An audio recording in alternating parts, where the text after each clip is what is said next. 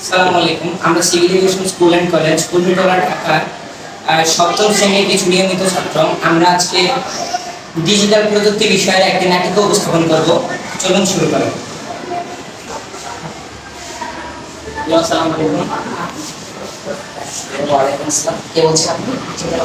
একটি কোম্পানি থেকে টিকিট কিনেছিলাম। আমাদের কোম্পানিতে একটি নতুন অফার এসেছে। আপনি যদি আমাদের কোম্পানিতে 2 টাকা বিনিয়োগ করেন তাহলে আমরা আমাদের কোম্পানি থেকে আপনাকে 2 দিন পরে 4 টাকা দেওয়া হবে। এটা কি সত্যি?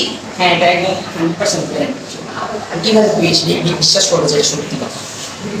আপনি আমাদের কোম্পানিতে প্রথমে বিনিয়োগ করেন, তারপরে যদি কোনো সমস্যা হয় তাহলে আমরা আপনাকে, আমাদের অনেক বড় কোম্পানি, আমি আপনাকে টাকা সব ব্যাক করে দিই।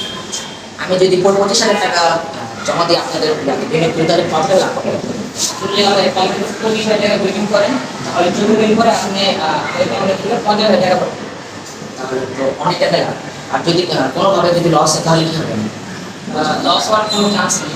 আমাদের কোম্পানি এটা অনেক বড় কোম্পানি, এবং কোনো যদি সমস্যা হয় তাহলে আমি আপনাকে টাকা ব্যাক করছি। ঠিক আছে, আমাদের আর্থিক অবস্থা একটু খারাপ, তাহলে আমি একটু আমার পরিবারের সাথে কথা বলে দেখি কি করা যায়। আপনি একটু পরে ফোন করুন। আচ্ছা, ঠিক আছে, তাহলে আপনি যদি বলেন তাহলে আপনি মাত্র যে ফোন দিল, সে কি বলছিল?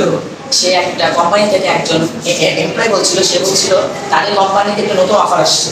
সেই অফারে যদি আমি কিছু টাকা বিনিয়োগ করি তাহলে তার দ্বিগুণ পাবো। সত্যি? সে তো তাই বললো।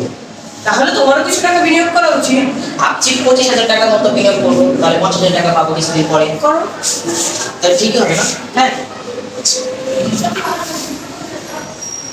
বাবা, একটু আগে কি হয়েছিল?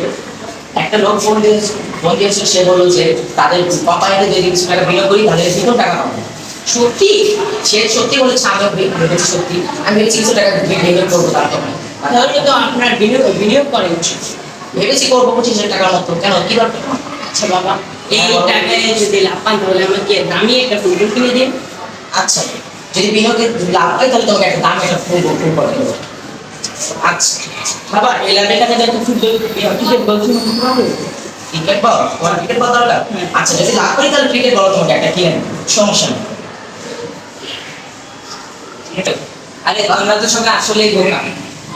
সবাই বলছে যে সবাই যে যার মধ্যে চেষ্টা, তুমি আমাদেরকে কেন বোকা বলছো? আমরা তো বোকাই। আমরা বোকার মধ্যে কি কাজ করেছি? সে তার কোম্পানির নামটা পর্যন্ত বলেনি। সে যদি এতই বড় কোম্পানি হতো সে আমাদের কাছে টাকা চাইবে কেন? সে একজন প্রতারক। তুমি কেন বুঝলে যে সে একটা প্রতারক? তারা এভাবে আমাদের লোভে ফেলে আমাদের টাকা হাতিয়ে নেওয়ার চেষ্টা করছে। এভাবে অনেক ফোন কলে, অনেক ফিশিং এর মাধ্যমে আমাদের প্রতারণা করার চেষ্টা করছে। সে একজন প্রতারক। তুই কি করে বুঝলি সে যে আসলে একটা প্রতারক? ওর কাছে তো কোনো প্রমাণ নেই। আমার বন্ধু নাফিসের বাবার সাথে একবার এই কাহিনী হয়েছিল। আমি তাই গতকাল শুনেছি এই কথা বিষয়। নাফিস কি তোমাকে বলেছে এই কথাটা? হ্যাঁ, বলেছে। তাহলে কি ওই বাবার কি সব টাকা নিয়ে নিবে? হ্যাঁ, নিয়ে নেবে। সে একজন প্রতারক। সে টাকা হাতিয়ে নেওয়ার চেষ্টা করছে আমাদের থেকে। আচ্ছা ঠিক আছে, সে তো তার কোম্পানির নামটাও পর্যন্ত বলেনি। আমি তো এভাবে ভেবেও দেখিনি যে এরকম কিছু হতে পারে। তুমি একজন সচেতন লোক যে আমাদেরকে বললা যে এরকম হতে পারে, তোমার উপর আমরা অনেক গর্বিত, আমাদের পরিবার অনেক গর্বিত। এবং তুমি আমাদেরকে এই আর্থিক ক্ষতি থেকে বাঁচাবে। তুমি কি করে জানলে যে সে একজন প্রতারক? কোথা থেকে শুনছো? আমি আমার ডিজিটাল প্রযুক্তি বিষয়ের বই থেকে জেনেছি।